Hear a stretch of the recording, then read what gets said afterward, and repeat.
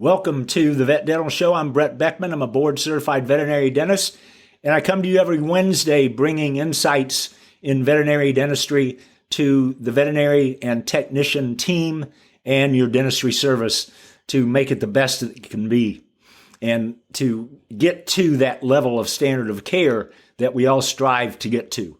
And most of you are at that level or have reached beyond that level that are listening to the show, and we commend you for getting to that point or getting into that journey and striving to get to that point. And this podcast or this show is actually one that is in commemoration of you, but it's kind of in the opposite direction of where you are and where you're going. And what I mean by that is we still have in our profession a large number of individuals that are performing anesthesia-free dentistry on their patients. So this episode is dedicated to you who are performing that excellent standard of care and doing all the things that you need to do to provide that. And then we're going to kind of counter that with the exact opposite when we are discussing anesthesia-free dentistry. So the standard of care in veterinary dentistry is outlined with the AVMA, with AHA's protocol, is that veterinary practices should take full mouth radiographs of all patients and should be able to perform periodontal care, periodontal surgery, and surgical extractions. And again, most of you, if not all of you who are listening to this show, are getting there or are at that level. With anesthesia-free dentistry, we're way behind the curve to the point where we're actually, in some cases, causing harm. And I would go to the point of saying more often than not, we're causing harm. And one of the reasons I know that is because we see patients that have had that performance or that procedure performed on the patient for many months, consecutively, years possibly, and they come to us with severe disease that's indicated by what? Dental radiographs. We can also see, if we're doing probing correctly, that we have changes even before dental radiographs sometimes. But dental radiographs tell us all that's there.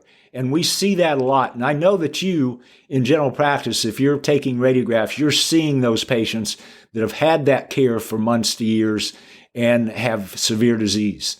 So we're missing more than we're removing. And when we're removing with anesthesia-free dentistry, we're removing possibly a little bit of subgingival calculus, but we're not doing a good job because, as you know, in the profession, there is no way for even us to think that if we were to go in there with the patient awake, even with our experience with patients under anesthesia, that we could even come close to doing a good job.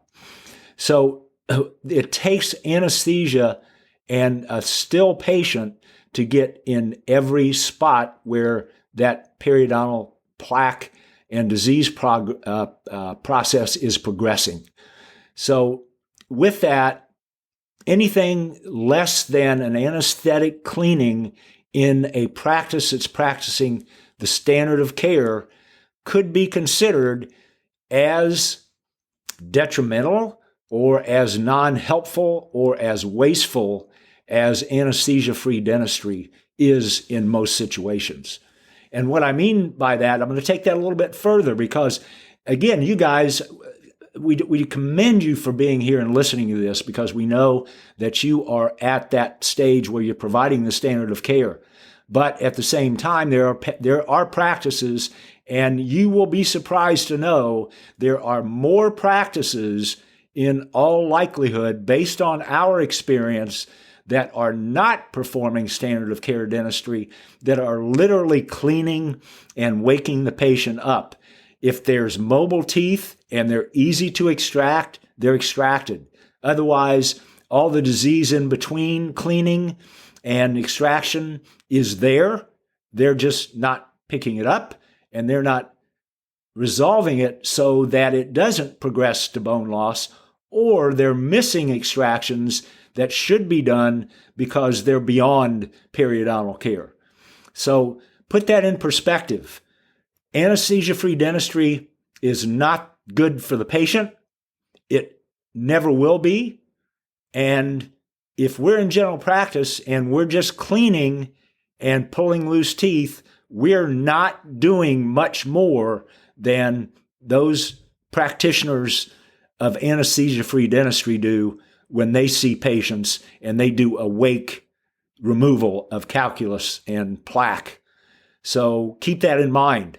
We never want to be in that situation where we're in a practice that is doing multiple procedures a day. And let's put that into a little bit more perspective. If you're at the standard of care and you're performing dentistry procedures, especially on these small breed dogs, on a frequent basis, you know that it's very difficult to do more than 3 cases a day.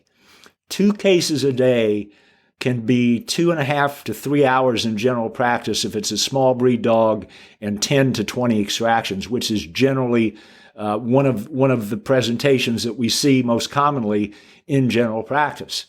So that 2.5, let's just say 2.5 hours with 30 minutes between patients, that's 5 hours plus the 30 minutes between patients, plus the 30 minutes to recover the last patients. That's 6 hours of your day right there for 2 patients. And if you're doing, again, dentistry the way it's supposed to be done, that is how long it takes to do surgical extractions, to get good x-rays, and to implement the proper care for those patients. So again, congratulations to all you guys who are listening to this show and continue to listen to this show. Our hearts are out there for you, for learning and taking the time to be on this lifelong journey to reach that point where you're providing your patients with the best care that you can possibly provide. So hats off to you. And as always, we'll see you next Wednesday and provide as much value as I hope we've provided today. And if you do want to help us out, which we would love for you to do, if you would go over to iTunes, leave a rating and review, we'll send you a free instrument use essentials course. So put that rating review in there, take a picture of it with your iPhone, and then post it on the Vet Dental Show Facebook page. And we'll send you that essentials instrument use course.